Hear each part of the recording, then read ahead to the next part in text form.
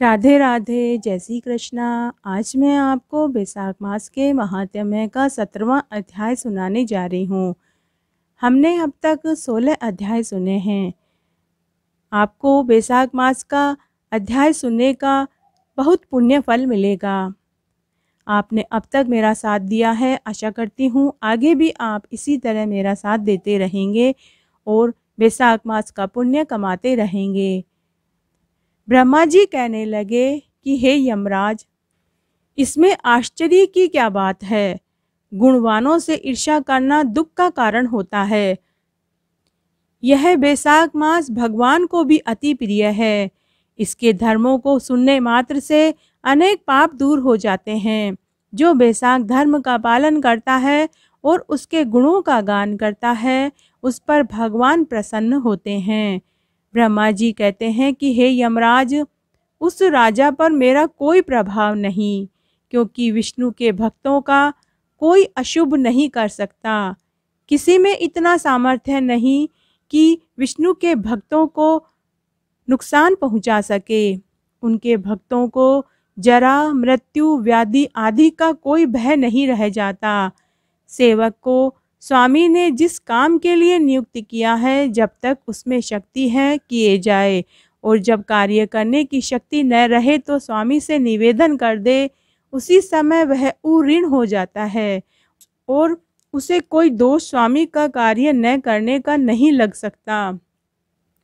अपना कर्तव्य कार्य करने में प्राणियों का कोई दोष नहीं लगता।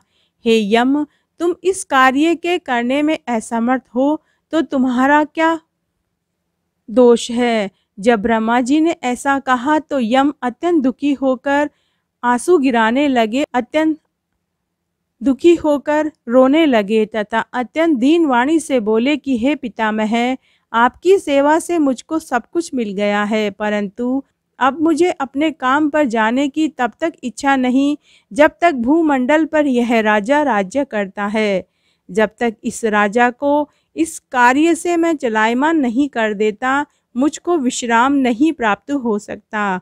आप मेरे इस कार्य को सिद्ध कर दीजिए, तभी मैं फिर से शासन कर सकूंगा। यम की बात सुनकर ब्रह्मा जी सोच में पड़ गए। थोड़ी देर विचार करके ब्रह्मा जी यम को समझाते हुए बोले, हे यम, इस वैष्णव धर्म में परायण राजा का निग्रह तू नहीं मानता है, तो तुम मेरे साथ विष्णु भगवान के पास चलो। जैसी वह आज्ञा करेंगे वैसा ही किया जाएगा। ऐसा कहकर ब्रह्मा जी यम को साथ लेकर क्षीर सागर में गए। निर्गुण स्वरूप परमेश्वर मधुसूदन अद्वितीय पुरुषोत्तम भगवान की सांख्य योग से स्तुति करने लगे। इस प्रकार की स्तुति पर श्री विष्णु भगवान प्रकट हुए और गंभीर वाणी से कहने लगे कि तुम्हारे आने का क्या कारण है। क्या तुम राक्षसों द्वारा सताए गए हो। यम का मुख मलिन और कंधे झुके हुए दिखाई दे रहे थे। तब ब्रह्मा जी कहने लगे कि हे प्रभु, राजा कीर्तिमान की आज्ञा अनुसार उनके शासन में सभी मनुष्य बैसाख के धर्मों का पालन करके विष्णु पद को प्राप्त करते जा रहे हैं। इस कारण सारी यमपुरी खाली हो गई है। यम युद्ध करने के लिए राजा के पास गया और अपना दंड उठाकर राजा को मारने लगा तो आपके सुदर्शन चक्र ने यम को परास्त कर दिया। अब यह दुखी होकर मेरे पास आया है। हम आपके भक्तों को दंड देने के सामर्थ्य नहीं रखते हैं, इसलिए आपकी शरण में आए हैं। अब हे महाप्रभु, हे मधुसूदन, हे सुदर्शन चक्रधारी, आप राजा को दंड देकर यम की रक्षा कीजिए। ब्रह्मा जी की यह वार्ता सुनकर भगवान हंसकर कहने लगे, हे ब्रह्मा जी तथा यम, मैं लक्ष्मी जी अपनी देह और प्राण भी त्याग सकता हूँ।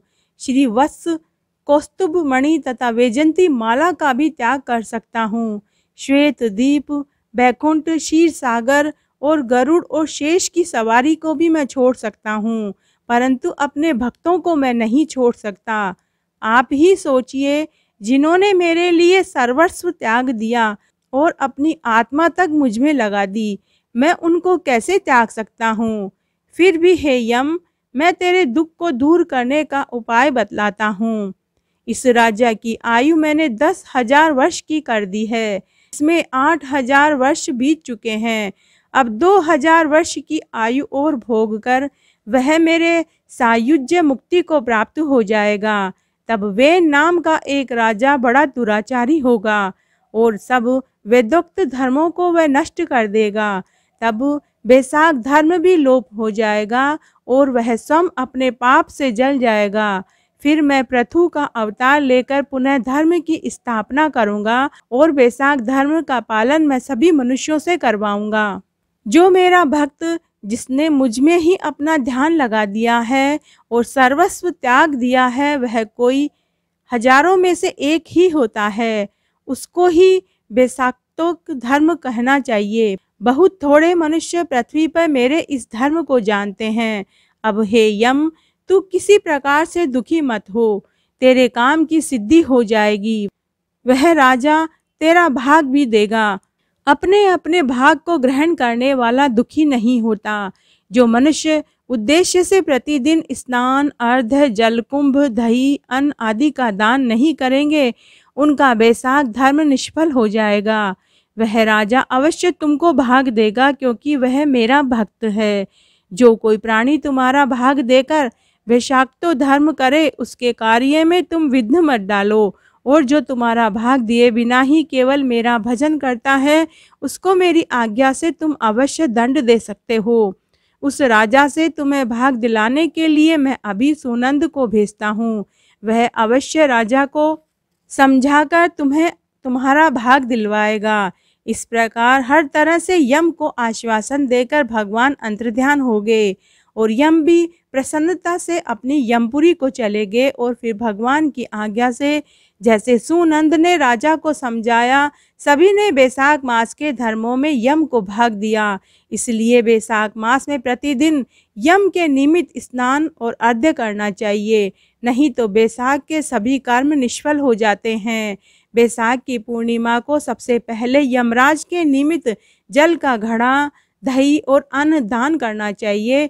फिर पितरों और गुरु के निमित्त, उसके पश्चात भगवान के निमित्त शीतल जल, दही, अन्न, तांबूल, दक्षिणा, फल कांसे के पात्र में रखकर भगवान के अर्पण करना चाहिए। इस प्रकार राजा अपनी समस्त आयु को भोग कर अपने पुत्र, पौत्र आदि समेत बैकुंठ को चला गया। जब वह राजा बैकुंठ को चला गया तो वेन नाम का महापापी और नीच राजा हुआ। उसने सब धर्मों का नाश कर दिया और इससे वैशाख के धर्मों का भी लोप हो गया। तो इस प्रकार आज मैंने आपको बताया कि वैशाख मास में अगर आप वैशाख मास का स्नान और व्रत कर रहे हैं तो आपको यमराज के निमित्त भी दान और पुण्य करना चाहिए। वैशाख मास की पूर्णिमा को यमराज के निमित्त जल से भरा हुआ घड़ा, दही और अन्न दान और दक्षिणा के रुपए दान जरूर करने चाहिए।